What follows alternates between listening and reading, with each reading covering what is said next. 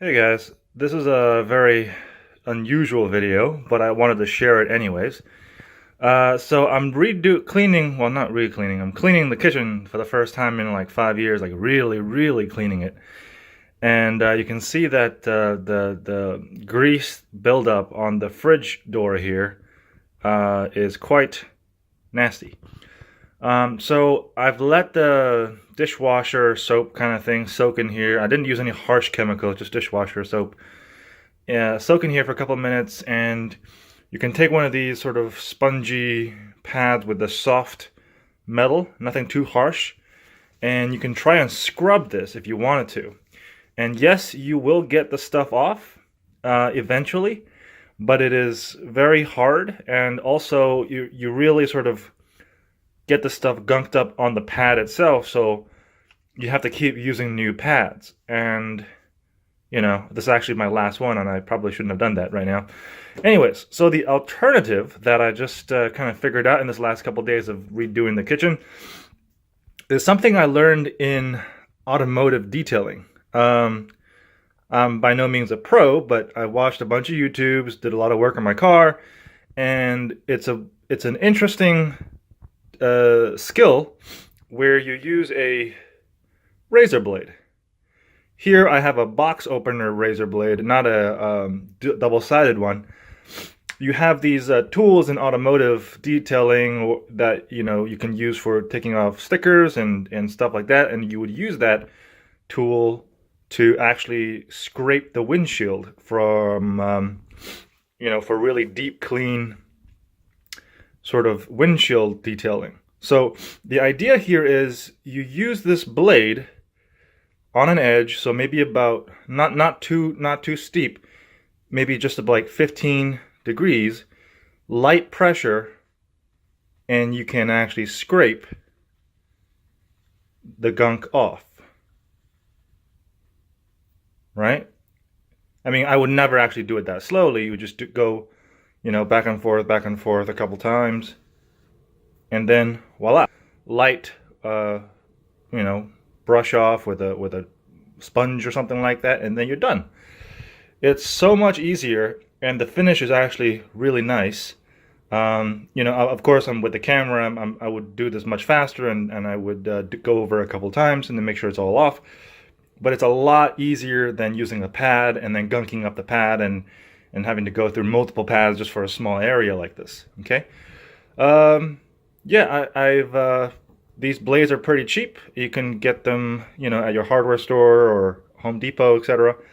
And yeah, one of these will last a quite a while. And then the other purpose, uses for this kind of thing is you can actually use it on the countertops that are hard, right? This will scrape very nicely. It will, bathrooms, kitchens, you can actually scrape that, get a very nice finish, then go over it with a sponge.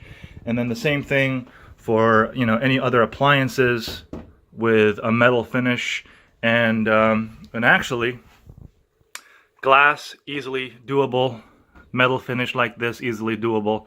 And even the paint on this, I'm pretty sure it's powder coated, so it's very hard paint. Now, I would never do this on a soft material, so certainly wood would not work, and regular paint would not work. And just like automotive detailing, you want to try this in an inconspicuous area of the object or whatever it is. You want to try it first, and then get a feel for whether or not the blade will catch on the surface.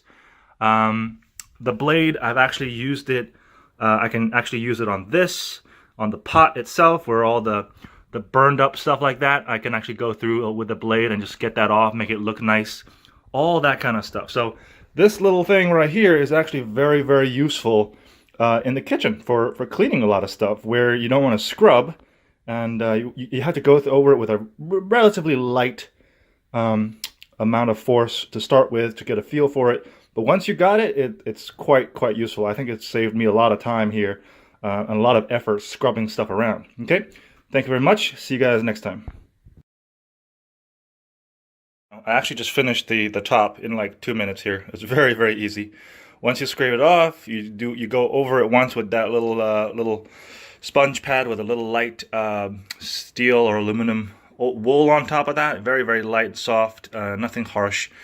And I just wanted to add on that this textured surface on the top here, you can actually use, instead of scraping it this way, which actually does work a little bit if it's smooth enough, you can actually just, instead of pushing, you can actually pull, like you're scraping, you know, gum or something. I don't know, I mean, whatever else you would scrape, but you would use a pulling action instead of a pushing action, and you can actually get quite a good result from that. So as you can see, it's building up this gunk on the edge of the blade.